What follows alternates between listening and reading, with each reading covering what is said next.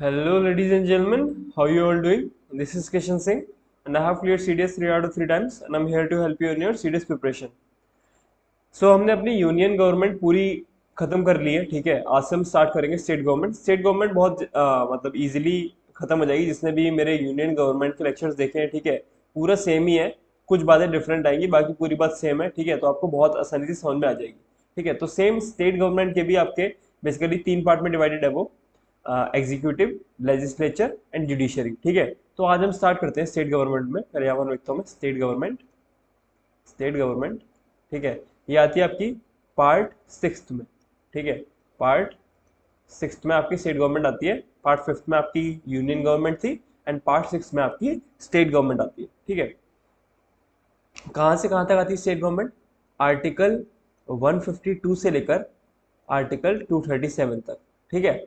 तो आज हम बात करने वाले हैं इसमें हमारे एग्जीक्यूटिव वाले पार्ट की, ठीक है। एग्जीक्यूटिव पार्ट जो होता है गवर्नमेंट का, ठीक है, उसकी बात करेंगे। ये आता है आपका आर्टिकल 153 से लेकर आर्टिकल 167 तक। ऑलराइट, देखो ये जो एग्जीक्यूटिव होता है ना, जैसे कि जब हमने यूनियन में पढ़े थे एग्जीक्यूटिव, तो वहाँ पर एग्जीक्यूटिव क्या क्या थे? प्रेसिडेंट, वाइस प्रेसिडेंट, आपके prime minister, council of minister and आपके अटॉर्नी जनरल ऑफ इंडिया, ठीक है। यहाँ पर कौन कौन होता है? यहाँ पर सबसे पहले नंबर पे आता है गवर्नर, ठीक है। जो रोल कंट्री में प्रेसिडेंट अदा करते हैं, वही रोल स्टेट में गवर्नर का होता है ऑलमोस्ट, ठीक है। फिर यहाँ पर वहाँ पर प्राइम मिनिस्टर होते हैं, यहाँ पर चीफ मिनिस्टर होते हैं, चीफ मिनिस्टर, ठीक है। और वहाँ पर यूनियन के काउंसिल ऑफ मिनिस्टर्स होते थे, ठीक है। यहाँ पर स्टेट के काउंसिल ऑफ मिनिस्टर्स होते हैं, काउंसिल ऑफ मिनिस्टर्स, ठीक है। और वहाँ पर होते थे आपके अटॉर्नी जनरल भाई साहब, ठीक है। यहाँ पर होते हैं advocate general, advocate general of state, ठीक है। ऑलराइट, तो हम स्टार्ट करते हैं। आज हम अपने एग्जीक्यूटिव वाले पार्ट में पढ़ेंगे गवर्नर, ठीक है। Governor, alright, governor. आर्टिकल 153 में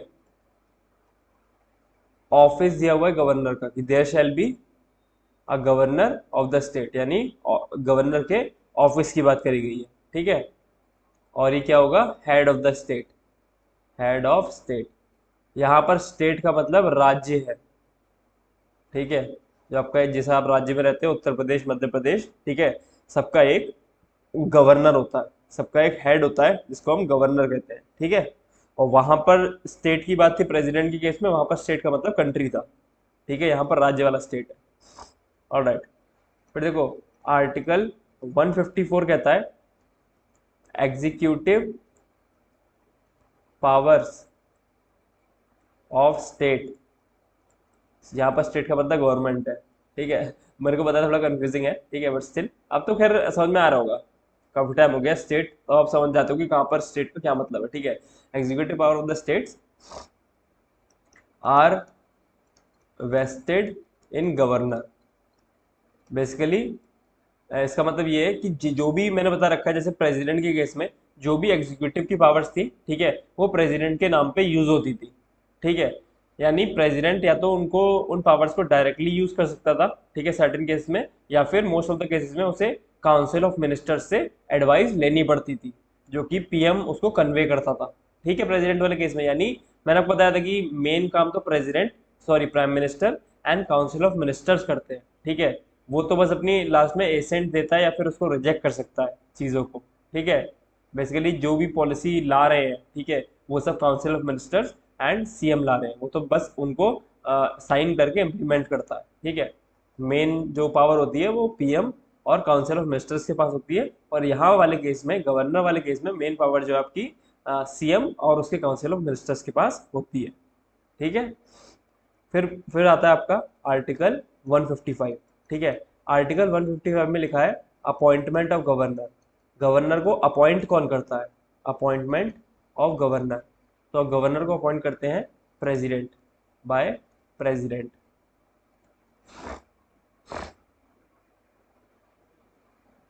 ठीक है, प्रेसिडेंट गवर्नर को अपॉइंट करते हैं। तो देखो आ, वैसे तो इन जनरल एक स्टेट का एक गवर्नर होता है, ठीक है, बट सेवेंथ अमेंडमेंट एक्ट, ये बात स्टार मार्क करके लिखना, सेवेंथ अमेंडमेंट एक्ट 1956 से, ठीक है, ये बात आई कि दो दो एक से ज्यादा स्टेट का, ठीक है, एक से ज्यादा स्टेट का या दो से ज्यादा स्टेट का एक कॉमन गवर्नर हो सकता है, कॉमन गवर्नर, ठीक है, ऑफ टू और मोर स्टेट्स, यानी एक बंदा दो दो या उससे ज्यादा स्टेट्स का गवर्नर हो सकता है एक टाइम पर, ठीक है।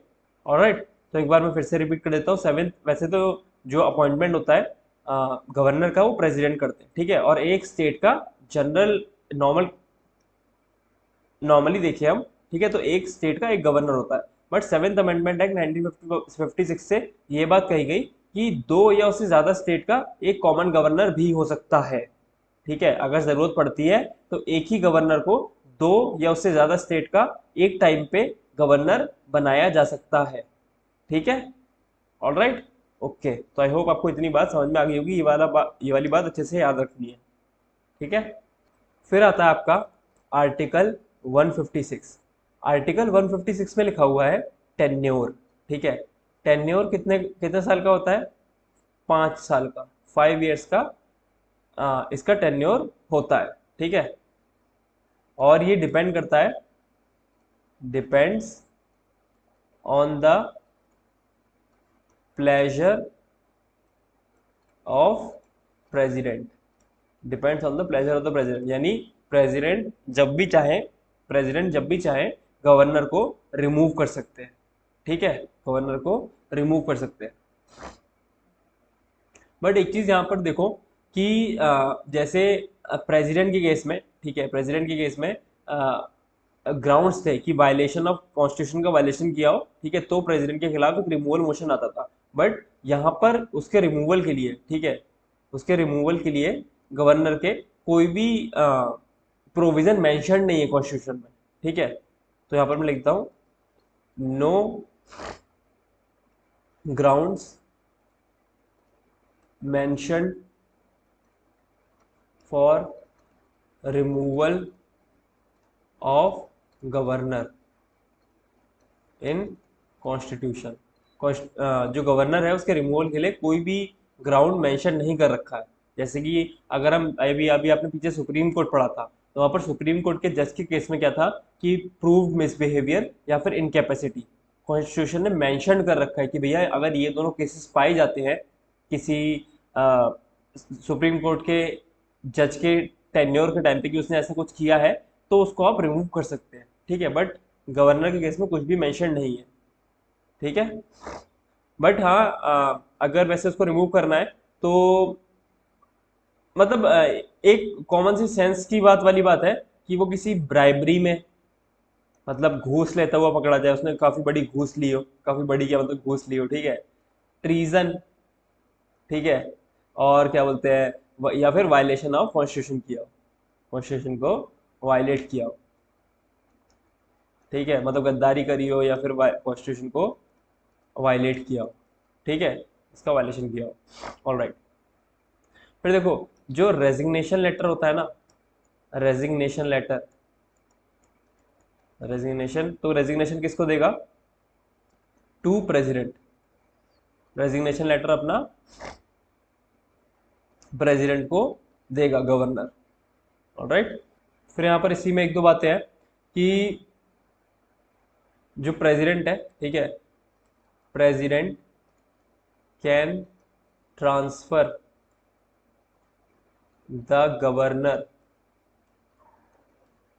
From one state to another, president governor का ट्रांसफर कर सकता है एक स्टेट से दूसरे स्टेट में, ठीक है, और a governor whose term has expired, expire,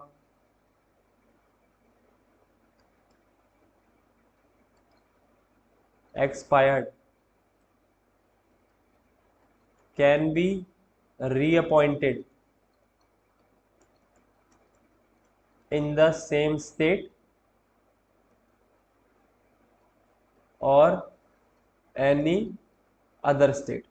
तो ऐसा कोई गवर्नर जिसका जो टर्म है, ठीक है, जिसका जो टर्म है 5 साल का वह खत्म हो गया है, ठीक है, तो उसको रीअपॉइंट किया जा सकता है सेम स्टेट में, कि जिस स्टेट में वो था, जिस स्टेट में उसका टर्म खत्म हुआ उस स्टेट में रीअपॉइंट कर सकते हैं, या फिर उसको किसी दूसरे स्टेट में भी दोबारा से रीअपॉइंट किया जा सकता है। ठीक है, ऑलराइट। फिर यहाँ पर हम कलर चेंज कर लेते हैं।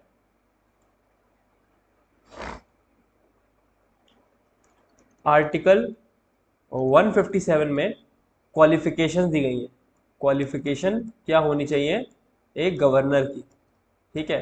तो पहली बात तो सिटीजन ऑफ इंडिया होना चाहिए, ठीक है, सिटीजन ऑफ इंडिया। दूसरी बात, मिनिमम एज गवर्नर की कितनी होनी चाहिए, 35 ईयर्स, सेम एज प्रेसिडेंट, ठीक है। प्रेसिडेंट की भी मिनिमम एज 35 ईयर्स होती थी, यहाँ पर गवर्नर की भी एज 35 ईयर्स होनी चाहिए मिनिमम, ठीक है। फिर यहाँ पर उसी क्वालिफिकेशंस में, ठीक है, उसकी क्वालिफिकेशन में 2 कन्वेंशंस आते हैं कि कोई बंदा देखो क्वालिफिकेशन एक तो बेसिकली उसकी सिटीजन ऑफ इंडिया होना चाहिए और मिनिमम एज उसकी होनी चाहिए 35 ईयर्स, ठीक है। अब 2 कन्वेंशंस क्या क्या आते हैं यहाँ पर देखो। जो गवर्नर है ना, ठीक है, governor not a resident of state या फिर ऑफ वर्किंग स्टेट। जिस भी स्टेट में कोई गवर्नर अपॉइंट हो रहा है, जिस स्टेट का गवर्नर अपॉइंट हो रहा है, ठीक है, वो वहां का रेजिडेंट नहीं होना चाहिए, ठीक है। जैसे कि अगर लेट्स सपोज मैं बात करूं, कोई इंसान यूपी का है, कोई बंदा यूपी का है, ठीक है, यूपी का रेजिडेंट है, वो यूपी में रहता है, ठीक है, तो अगर उसको गवर्नर अपॉइंट किया जाएगा, ठीक है, तो उसको यूपी का गवर्नर अपॉइंट नहीं कर सकते। क्यों? To free him from local politics, ताकि वो लोकल पॉलिटिक्स में ना उलझ जाए, ठीक है, वो ना कि वो लोकल पॉलिटिक्स का इन्फ्लुएंस में ना आ जाए या फिर वो लोकल पॉलिटिक्स ना करने लगे, ठीक है, ऑलराइट। तो ना जिस स्टेट का रेजिडेंट है तो ऑब्वियस सी बात है वहां पर वो चीज़ों को फेवर करने लगेगा, तो उसे लोकल पॉलिटिक्स से बचाने के लिए किसी दूसरे स्टेट का जहाँ का रेजिडेंट है वो बंदा, ठीक है, उस स्टेट में नहीं किसी दूसरे स्टेट में गवर्नर अपॉइंट किया जाता है, ठीक है। आई होप ये बात समझ में आई होगी। दूसरी बात यह है कि जो गवर्नर है, ठीक है, गवर्नर सीएम की कंसल्टेशन से चुना जाता है। प्रेसिडेंट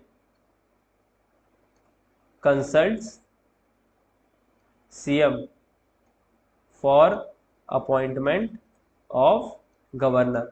जब गवर्नर को अपॉइंट करेंगे प्रेसिडेंट तो सीएम से कंसल्ट करेंगे, या फिर आप कह सकते हो कि सीएम को बताकर गवर्नर चुना जाता है, ठीक है। President consult CM for appointment of governor, alright.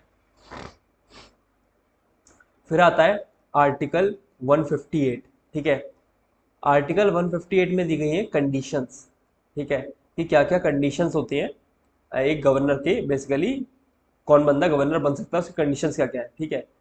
पहली बात तो है not a member of any house, किसी भी हाउस का मेंबर नहीं होना चाहिए वो, ना ही लोकसभा, ना ही राज्यसभा, ना ही लेजिस्लेटिव असेंबली और ना ही लेजिस्लेटिव काउंसिल, ठीक है। लोकसभा, राज्यसभा, लेजिस्लेटिव असेंबली और लेजिस्लेटिव काउंसिल, इन चारों हाउसेज में से किसी का भी मेंबर नहीं होना चाहिए। नो ऑफिस ऑफ प्रॉफिट, किसी भी लाभ के पद पर ना हो, should not hold any office of profit, ठीक है। फिर देखो जो उसकी एमोल्यूमेंट्स है यानी उसकी सैलरी है, ठीक है, उसकी अलाउंसेस है, उसके प्रिविलेजेस हैं, ये डिसाइड कौन करेगा? ये तीनों चीजें डिसाइड होती हैं बाय पार्लियामेंट, ठीक है। और ये पैसा उसको दिया कहाँ से जाता है, मतलब उसके इमोल्यूमेंट्स, अलाउंसेस और प्रिविलेजेस उसको कहाँ से मिलते हैं from consolidated fund of India, consolidated fund of India से उसको उसकी सैलरी अलाउंसेस और प्रिविलेजेस दिए जाते हैं। ठीक है, फिर देखो एक एक इसमें पॉइंट लिखना यहाँ पर स्टार मार्क करके, आर्टिकल 158 का जो थर्ड ए वाला क्लॉज है ना, वो ये कहता है सिंगल गवर्नर ऑफ टू और मोर स्टेट्स, अगर कोई गवर्नर दो या उससे ज्यादा स्टेट का गवर्नर है एक टाइम पर, ठीक है, देन प्रेसिडेंट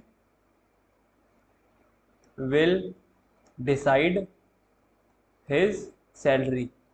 ठीक है, अगर कोई एक गवर्नर एक टाइम पर दो या उससे ज्यादा स्टेट का गवर्नर है, ठीक है, तो उसकी जो सैलरी होगी वो प्रेसिडेंट डिसाइड करेंगे। ठीक है, और ये बात लिखिए आर्टिकल 158 के थर्ड ए क्लॉज में। फिर आता है आपका आर्टिकल आर्टिकल 159। ठीक है, आर्टिकल 159 में ओथ लिखी हुई है। ठीक है, आर्टिकल 159 में ओथ लिखी हुई है। ओथ कौन दिलाता है गवर्नर को? Chief justice of high court. High court का जो चीफ जस्टिस है, ठीक है, वो गवर्नर को ओथ दिलाएगा। और अगर chief justice of high court absent है किसी भी कारण से, ठीक है, तो उस टाइम सीनियर मोस्ट जज ऑफ हाई कोर्ट। प्रेसिडेंट को कौन दिलाता था? प्रेसिडेंट को दिलाता था चीफ जस्टिस ऑफ इंडिया, यानी सुप्रीम कोर्ट का चीफ जस्टिस ऑफ इंडिया। ठीक है, या और अगर chief justice of India absent होता था तो सीनियर मोस्ट जज ऑफ सुप्रीम कोर्ट। यहाँ पर देखो गवर्नर केस में कितना सिंपल है कि गवर्नर केस में chief justice of high court दिलाएगा, और अगर chief justice of high court absent है तो सीनियर मोस्ट जज ऑफ हाई कोर्ट ओथ दिला देगा। फिर आता है आपका आर्टिकल 160। आर्टिकल 160 कहता है in any contingency president can make provisions to discharge the function of governor। ठीक है, यानी इसका मतलब है कि कोई भी आपदा के केस में, अगर कोई भी बेसिकली एक नेगेटिव इवेंट होता है, ठीक है, किसी स्टेट में, तो उस टाइम पर प्रेसिडेंट सर्टेन प्रोविजंस बना सकता है। ठीक है, गवर्नर के फंक्शन को डिस्चार्ज करने के लिए, मतलब जो भी गवर्नमेंट का फंक्शन, गवर्नर का फंक्शन है, जो भी वो निभाता है, उनको डिस्चार्ज करने के लिए, बेसिकली उनको फुलफिल करने के लिए, उनको निभाने के लिए, ठीक है, प्रेसिडेंट सर्टेन प्रोविजंस बना सकता है। ठीक है, अंडर आर्टिकल 160 किसी भी कंटिजेंसी के केस में, किसी भी आपदा के केस में, किसी भी नेगेटिव इवेंट के केस में। ठीक है, ऑलराइट। फिर आता है आपका पावर्स ऑफ गवर्नर। गवर्नर की क्या क्या पावर्स होती है? तो सबसे पहली जो पावर आती है गवर्नर की, वो आती है आपकी एग्जीक्यूटिव पावर्स। एग्जीक्यूटिव पावर्स, ठीक है, तो एग्जीक्यूटिव पावर में सबसे पहला आता है आपका, देखो जहां वहां पर क्या था कि जितना भी यूनियन गवर्नमेंट का एग्जीक्यूटिव वाला वर्क था ना, ये एग्जीक्यूटिव पावर्स थी, वो प्रेसिडेंट के नाम पे यूज करी जाती थी। यहाँ पर जितना भी स्टेट गवर्नमेंट, यहाँ पर स्टेट गवर्नमेंट का जो भी एग्जीक्यूटिव वर्क है, एग्जीक्यूटिव वर्क, ठीक है, ये होगा done in the name of governor. वहां पर प्रेसिडेंट के नाम पर एग्जीक्यूटिव काम कराया जाता था, यहाँ पर गवर्नर के नाम पे एग्जीक्यूटिव काम कराया जाता है कि भैया गवर्नर कर रहा है। वैसे बेसिकली कर मोस्टली सीएम और काउंसिल ऑफ मिनिस्टर्स करते हैं उसके। ठीक है, जैसे कि वहां पर पीएम और उसके काउंसिल ऑफ मिनिस्टर्स करते थे। ठीक है, तो मैंने आपको बताया था कि आपके जो सेंट्रल लेवल के अपॉइंटमेंट थे, ठीक है, वो कौन करता था? वो करते थे प्रेसिडेंट साहब। ठीक है, यहाँ पर जो स्टेट लेवल के अपॉइंटमेंट होंगे, स्टेट लेवल अपॉइंटमेंट, ठीक है, वो कौन करेगा? वो करेंगे गवर्नर साहब। ठीक है, गवर्नर के द्वारा अपॉइंट किए जाएंगे, जैसे कि अपॉइंटमेंट ऑफ आपके chief minister and council of ministers and आपके एडवोकेट जनरल। ठीक है, इन तीनों का अपॉइंटमेंट गवर्नर करेंगे। ठीक है, इसी के साथ साथ यहाँ पर देखना, जो आपके स्टेट का इलेक्शन कमिश्नर होगा, इलेक्शन कमिश्नर, ठीक है, और आपके chairman and member of state public service commission, ठीक है, इनको भी अपॉइंट गवर्नर करता है। बट एक बात देखने की है कि जो स्टेट पब्लिक सर्विस कमीशन के जो मेंबर्स होते हैं ना, उनका रिमूवल आपके प्रेसिडेंट साहब करेंगे, ठीक है, इनका रिमूवल प्रेसिडेंट साहब करेंगे। अपॉइंट कौन करेगा? गवर्नर, बट रिमूवल कौन करेगा? प्रेसिडेंट साहब, ठीक है। तो ये बात आपको याद रखनी है, ठीक है, कि स्टेट पब्लिक सर्विस कमीशन के मेंबर जो है उनका रिमूवल प्रेसिडेंट करेंगे। ऑल राइट, फिर आता है आपका आर्टिकल इसी में, ठीक है, इसी में आता है आपका थर्ड वाला सी, आर्टिकल 167। आर्टिकल 167 कहता है, वही बात है कि सीएम, ठीक है, जो भी डिसीजन अपने काउंसिल ऑफ मिनिस्टर के साथ मिलके लेगा, चीफ मिनिस्टर जो भी डिसीजन अपने काउंसिल ऑफ मिनिस्टर के साथ मिलके लेगा, ठीक है, उसको वो गवर्नर को इन्फॉर्म करेगा, गवर्नर को इन्फॉर्म करेगा।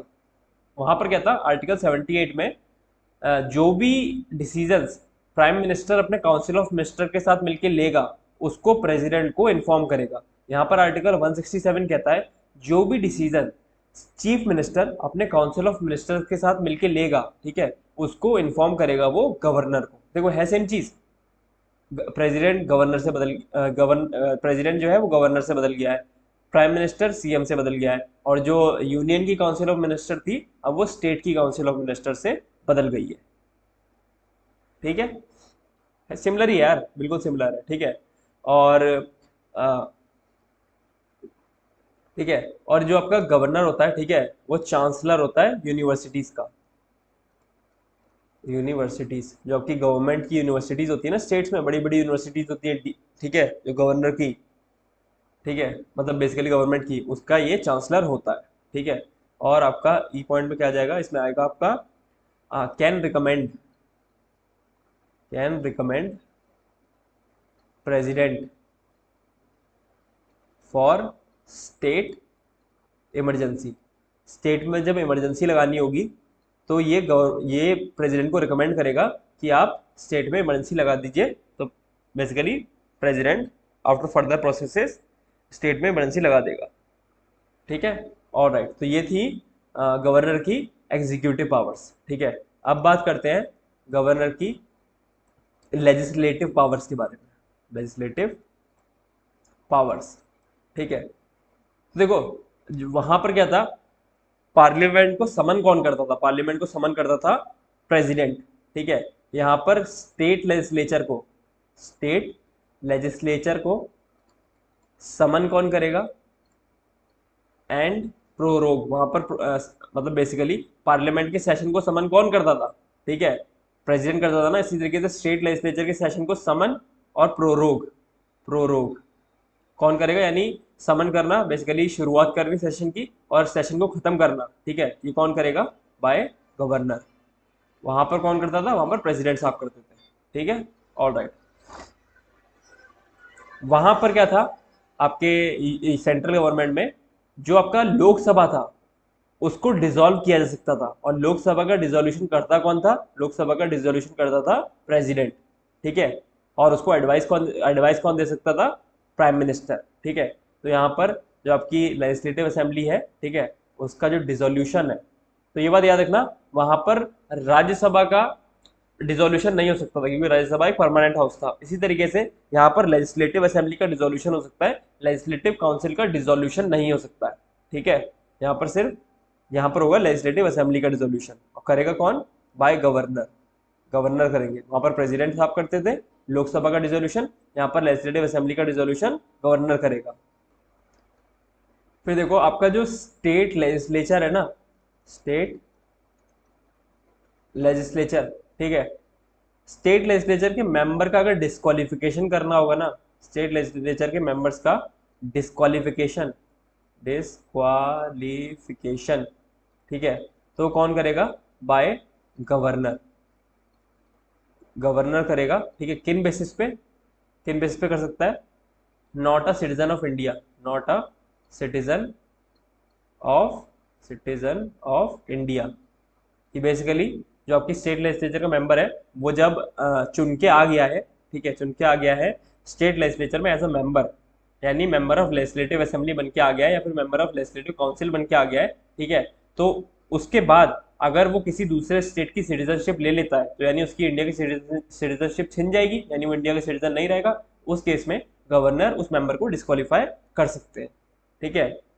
और अनसाउंड माइंड यानी कि बेसिकली पागल हो जाए, ठीक है, कैपेबल ना रहे टू मेक डिसीजंस, ठीक है, या फिर ऑफिस ऑफ प्रॉफिट को होल्ड करे, ऑफिस ऑफ प्रॉफिट को होल्ड करे, होल्ड ऑफिस ऑफ प्रॉफिट, ठीक है, होल्ड्स ऑफिस ऑफ प्रॉफिट। अगर ऑफिस ऑफ प्रॉफिट को होल्ड किया हुआ पाया जाता है तो भी उसे गवर्नर डिस्क्वालीफाई कर देंगे, ठीक है। ऑलराइट, फिर देखो जो आपका स्टेट लेजिस्लेचर होता है ना, ठीक है, स्टेट लेजिस्लेचर यानी बेसिकली आपकी स्टेट लेजिस्लेचर जो है, ठीक है, उसमें प्रेसिडेंट, सॉरी प्रेसिडेंट बोला, गवर्नर, ठीक है, यहां पर लिखता हूं मैं, गवर्नर नॉमिनेट्स, ठीक है, 1/6 मेंबर्स इन लेजिस्लेटिव काउंसिल। एक होती है आपकी स्टेट लेजिस्लेचर में लेजिस्लेटिव असेंबली, ठीक है, ये लेजिस्लेटिव असेंबली, और एक होती है आपकी लेजिस्लेटिव काउंसिल, लेजिस्लेटिव काउंसिल, ठीक है। बेसिकली अगर मैं बताऊं तो लेजिस्लेटिव असेंबली हर स्टेट की होती है but legislative council her state में नहीं होती है, ठीक है। तो 1/6, 1/6 members of the legislative council को नॉमिनेट करता है गवर्नर, ठीक है। किस बेसिस पे नॉमिनेट करता है, यहाँ पर मैं लिखता हूँ ऐसे करके बना के, ठीक है। बेसिकली वही बात है कि वहां पर 12 मेंबर्स को प्रेसिडेंट नॉमिनेट करता था राज्यसभा में, ठीक है, क्योंकि वो कुछ स्पेशल ग्राउंड्स पे, जैसे कि लिटरेचर में उन्होंने बहुत अच्छा काम किया हो इन लोगों ने, ठीक है, आर्ट्स में बहुत अच्छा काम किया हो, साइंस में बहुत अच्छा काम किया हो, ठीक है, और आपका कोऑपरेटिव मूवमेंट के केस में, ठीक है, कोऑपरेटिव मूवमेंट के केस में मतलब हिस्सा लिया हो या उसमें काफ़ी अच्छा बेसिकली काम किया हो इन चारों फील्ड में, literature, arts, science and cooperative movement, ठीक है। तो ऐसे में ऐसे मेंबर्स को गवर्नर नॉमिनेट करता है लेजिस्लेटिव काउंसिल में, और कितने मेंबर को? 1/6 member of the legislative council, ठीक है। ऑलराइट, फिर देखो ये बात अभी हमने पिछले कैग में पढ़ी थी, लास्ट वीडियो पढ़ी थी, कि जब ऑडिटर जनरल, ठीक है, किसी स्टेट की ऑडिटिंग करके देता है, किसी स्टेट्स के अकाउंट की ऑडिटिंग करके गवर्नर को देता है, ठीक है, तो गवर्नर उसे आपकी स्टेट लेजिस्लेचर में रखता है, same as per president. President को जब वो बेसिकली ऑडिटिंग करके रिपोर्ट देता है, ठीक है, सेंट्रल लेवल पे, तो प्रेसिडेंट उनको पार्लियामेंट में रखता है, ठीक है।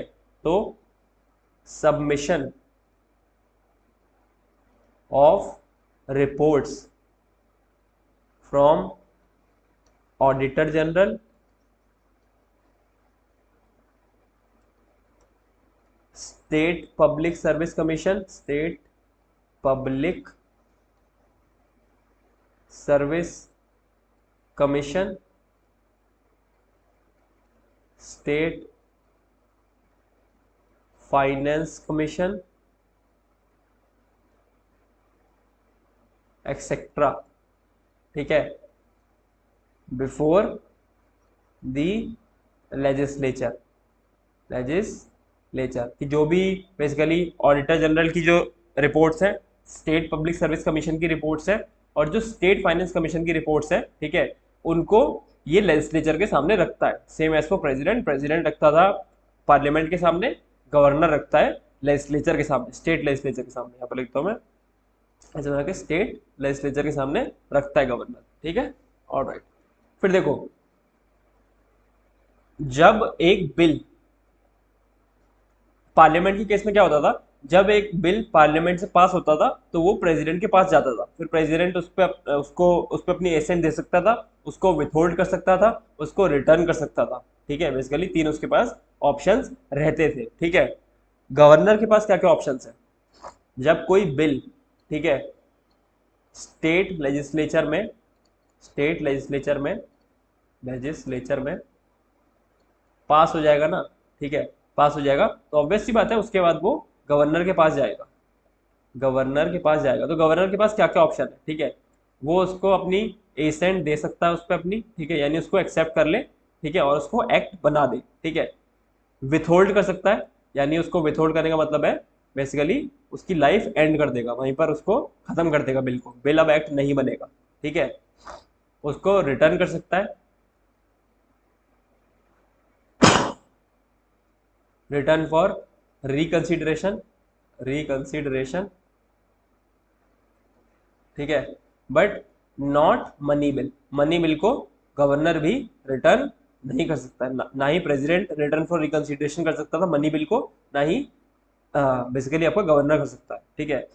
और चौथा ऑप्शन आता है आपके पास कि उस बिल को गवर्नर प्रेसिडेंट की एसेंट के लिए रख दे, ठीक है, प्रेसिडेंट की एसेंट के लिए रख दे, ये बात लिखी है आर्टिकल 169 की, ठीक है। अगर वो खुद से बेसिकली उसको एक्सेप्ट नहीं कर रहा है, विथहोल्ड नहीं कर रहा है और रिटर्न फॉर रिकंसिडरेशन नहीं कर रहा है, तो चौथा ऑप्शन है उसके पास कि वो प्रेसिडेंट की एसेंट के लिए रख सकता है, ठीक है। अब प्रेसिडेंट के पास यहाँ पर क्या क्या ऑप्शन होंगे स्टेट बिल के रिगार्ड्स में, स्टेट बिल ही तो है ये, ठीक है, वहां पर सेंट्रल में आ रहा था बिल, यहाँ पर स्टेट में आ रहा है, ठीक है।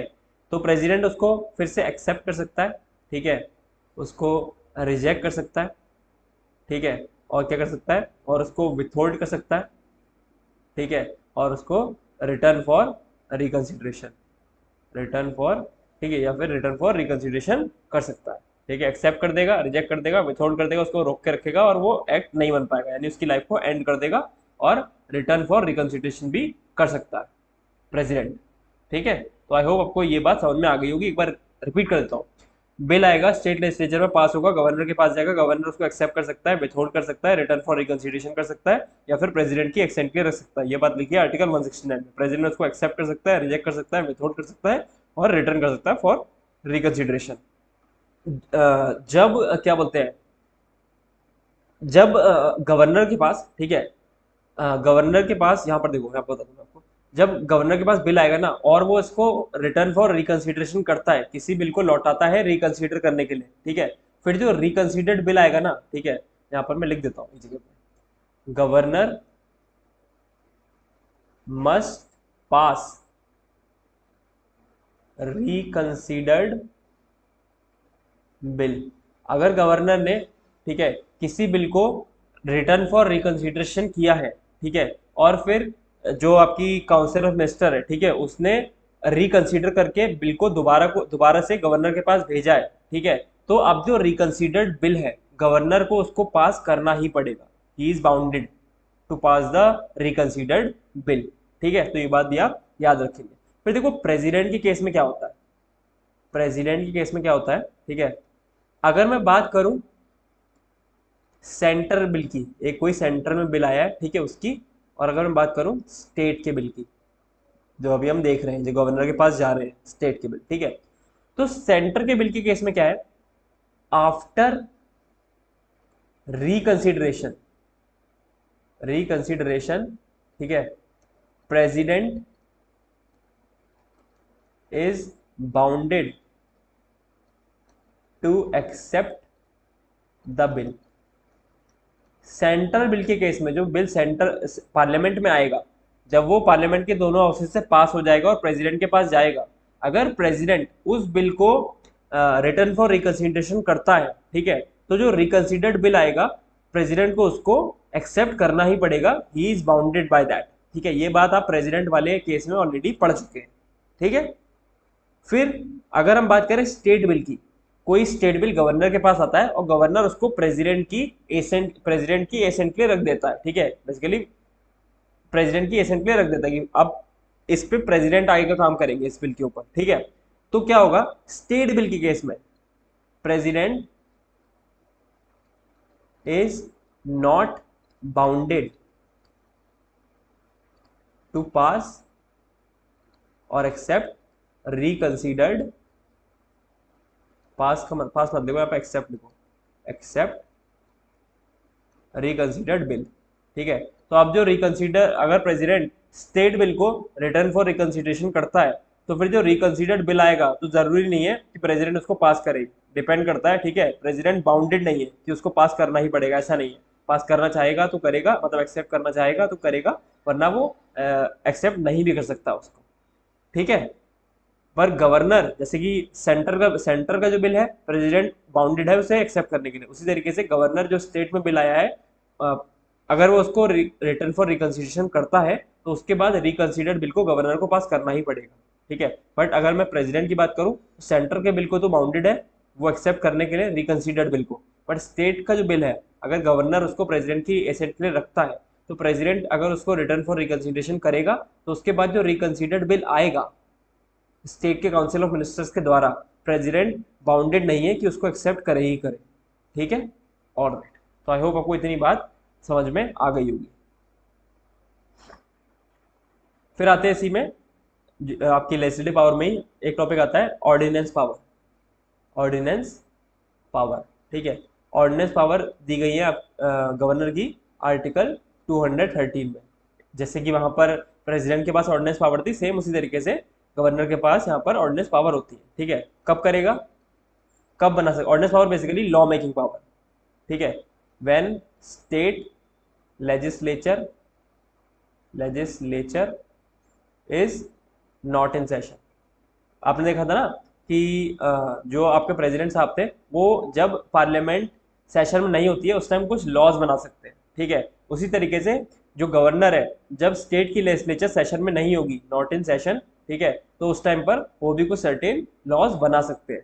ठीक है, अप्रूवल कितना टाइम का लगेगा, अप्रूवल लगेगा 6 वीक्स या फिर 42 दिन का। 6 वीक या 42 दिन के अंदर उनको अप्रूवल कराना होगा। ठीक है, 6 वीक या 42 दिन में उसको जो आपकी स्टेट लेजिस्लेचर होगा उसको अप्रूव कर देगी। ठीक है, मैक्सिमम वैलिडिटी आपकी 6 मंथ। जो ऑर्डिनेंस पावर के अंदर गवर्नर लॉ बनाएगा उनकी वैलिडिटी मैक्सिमम 6 मंथ की होती है। ठीक है, उनका रीअप्रूवल कब हो सकता है, रीअप्रूवल, ठीक है, only when state legislature is not in session. जब स्टेट लेजिस्लेचर सेशन में नहीं होगी, ठीक है, उस टाइम पर इनको रीअप्रूव कराया जा सकता है। बनाया भी कब जा सकता है, जब स्टेट लेजिस्लेचर सेशन में ना हो, और रीअप्रूव भी कब कराया जा सकता है, जबकि स्टेट लेजिस्लेचर सेशन में ना हो। ठीक है, एडवाइस किसकी लेंगे, बेसिकली जो ऑर्डिनेंस पावर है वो डिस्क्रिशनरी पावर नहीं है। ठीक है, डिस्क्रिशनरी पावर नहीं है गवर्नर की, उसको एडवाइस लेनी पड़ेगी किसकी, काउंसिल ऑफ मिनिस्टर्स की। जो स्टेट के काउंसिल ऑफ मिनिस्टर्स है ना, ठीक है, उनकी एडवाइस लेगा गवर्नर। ठीक है, और basically subject confined to subject mentioned in state and concurrent list.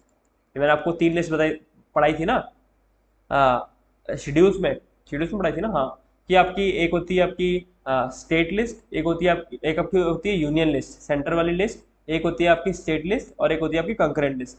Union list में वो सब्जेक्ट्स या टॉपिक्स होते हैं जिन पे सेंट्रल लेवल बेसिकली आपकी पार्लियामेंट लॉ बनाएगी। स्टेट लिस्ट में आपके वो टॉपिक्स या सब्जेक्ट होते हैं जिन पे आपका स्टेट लॉ बना सकता है। ठीक है, और कंकरेंट लिस्ट में वो सब्जेक्ट्स या टॉपिक्स होते हैं जिन पे आपका स्टेट और सेंटर दोनों लॉ बना सकते हैं। ठीक है, तो जो ऑर्डिनेंस पावर के थ्रू गवर्नर अगर कोई लॉ बनाएगा तो वो डिपेंड करेगा कि वो सब्जेक्ट स्टेट या कंकरेंट लिस्ट में मेंशन होना चाहिए। ठीक है, confined to the subject mentioned in state and concurrent list, इन दोनों लिस्ट में वो सब्जेक्ट होगा तभी उस पर गवर्नर लॉ बना सकता है। ठीक है, ऑल राइट, अब बात करते हैं फाइनेंशियल पावर्स की। क्या क्या फाइनेंशियल पावर्स हैं आपके गवर्नर साहब के पास। ठीक है, तो देखो आपका जो स्टेट का एनुअल फाइनेंशियल स्टेटमेंट है, ठीक है, एनुअल फाइनेंशियल स्टेटमेंट, या फिर हम उसको बजट भी कहते हैं, बट बजट वर्ड मेंशन नहीं है कॉन्स्टिट्यूशन में, ये बात याद रखना है, ठीक है। तो एनुअल फाइनेंशियल स्टेटमेंट जो मेंशनड है वो है आर्टिकल 202 में, ठीक है। और जो सेंटर के केस में था वो किस में था, आर्टिकल 112 में, ठीक है। तो जो आपका सेंटर का जो एनुअल फाइनेंशियल स्टेटमेंट था वो आर्टिकल 112 में मेंशन था, ठीक है। और जो स्टेट का एनुअल फाइनेंशियल स्टेटमेंट है यानी जो बजट है वो आर्टिकल 202 में मेंशन्ड है, ठीक है। तो जो स्टेट का एनुअल फाइनेंशियल स्टेटमेंट है, ठीक है, वो स्टेट लेजिस्लेचर ठीक है के दोनों हाउसेस में जाए, ठीक है। ये ड्यूटी किसकी होती है, गवर्नर की। वहां पर प्रेसिडेंट की ड्यूटी थी कि जो आपका एनुअल फाइनेंशियल स्टेटमेंट है सेंटर का, ठीक है, वो पार्लियामेंट के दोनों हाउसेस लोकसभा और राज्यसभा दोनों में जाए, ये ड्यूटी थी प्रेसिडेंट की। यहाँ पर जो स्टेट लेजिस्लेचर में जाए एनुअल फाइनेंशियल स्टेटमेंट स्टेट का, ठीक है, स्टेट लेजिस्लेचर के दोनों हाउसेस में जाए, ये ड्यूटी है गवर्नर की, ठीक है। तो सेम ही है यार, सेम है, ठीक है। फिर फाइनेंशियल पावर्स में और क्या आता है इसमें, इसमें आता है आपका जो स्टेट का जो मनी बिल है ना, स्टेट मनी बिल, ठीक है, स्टेट मनी बिल वो लेजिस्लेटिव असेंबली में एंटर हो सकता है, ठीक है। वो सिर्फ लेजिस्लेटिव असेंबली में ही एंटर होता है, लेजिस्लेटिव काउंसिल में आपका स्टेट मनी बिल नहीं जाएगा। वहां पर जो सेंटर का मनी बिल था वो सिर्फ लोकसभा में एंटर हो सकता था, यहाँ पर जो स्टेट का मनी बिल है वो सिर्फ लेजिस्लेटिव असेंबली में एंटर हो सकता है, लेजिस्लेटिव काउंसिल में नहीं जा सकता, ठीक है। और होगा कैसे, by prior permission of governor governor की प्रायर परमिशन लगेगी उसको लेजिस्लेटिव असेंबली में इंट्रोड्यूस कराने से पहले। वहां पर क्या होता था, प्रेसिडेंट की प्रायर परमिशन लगती थी सेंट्रल मनी बिल को लोकसभा में एंटर कराने से पहले, ठीक है। तो आई होप आप रिलेट करके आप सब समझ पा रहे होंगे, ठीक है।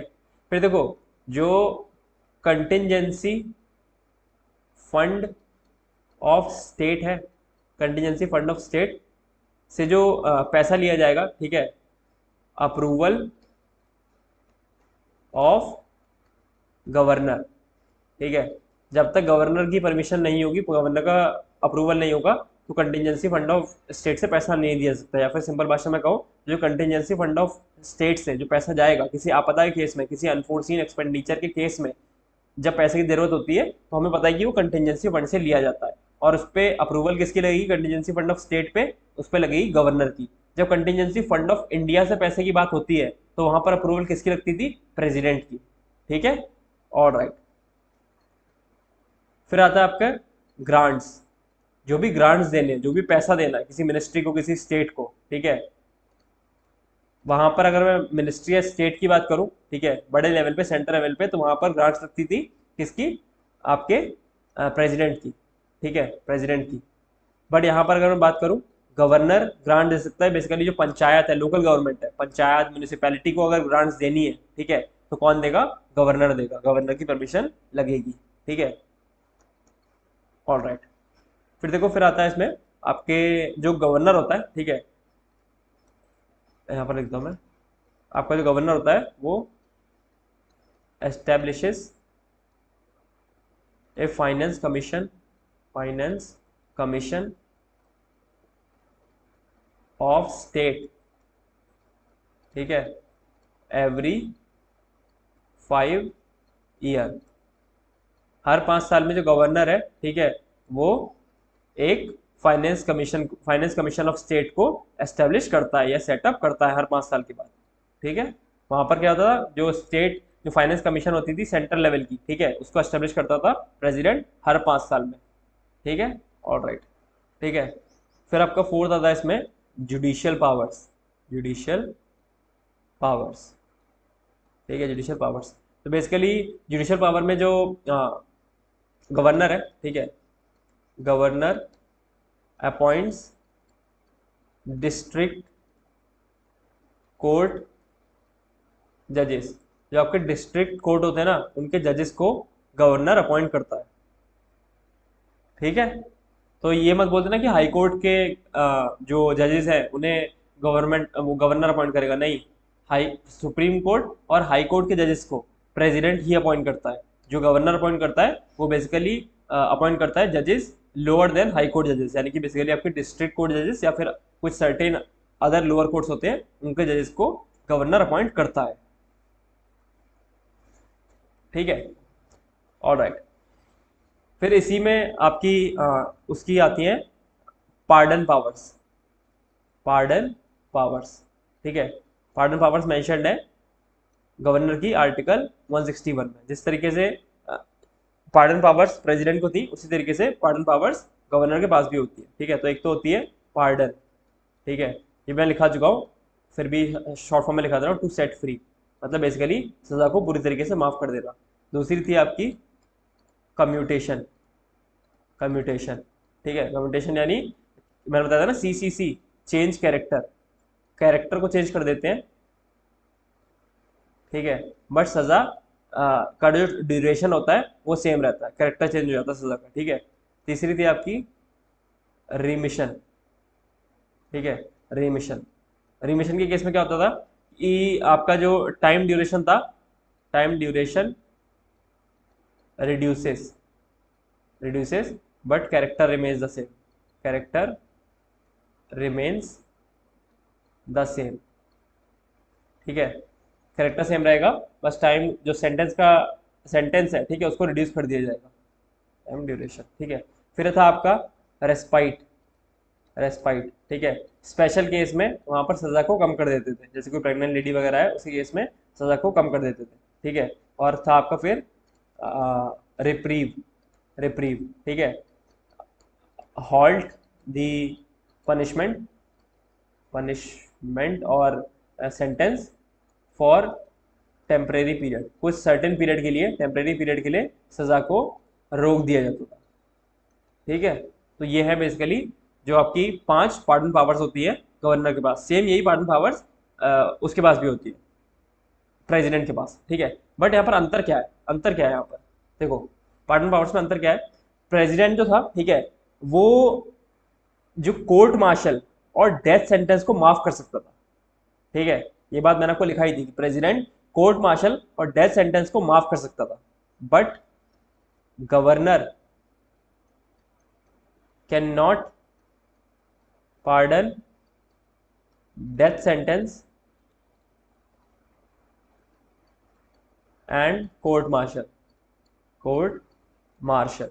ठीक है, पर जो आपका गवर्नर है वो कोर्ट मार्शल और डेथ सेंटेंस को माफ नहीं कर सकता। ठीक है, एकदम मार्शल, कोर्ट मार्शल। ठीक है, तो गवर्नर इनको माफ नहीं कर सकता। ठीक है, तो ये बात भी आपको याद रखनी है। ठीक है, और एक चीज और है यहाँ पर, स्टार, स्टार क्या मतलब पॉइंट में लिख लो। ठीक है, governor has no diplomatic and military powers. Military powers, governor के पास कोई भी डिप्लोमेटिक या फिर मिलिट्री पावर्स नहीं होती है। ठीक है, जो कि प्रेसिडेंट के पास होती थी, डिप्लोमेटिक और मिलिट्री पावर्स दोनों।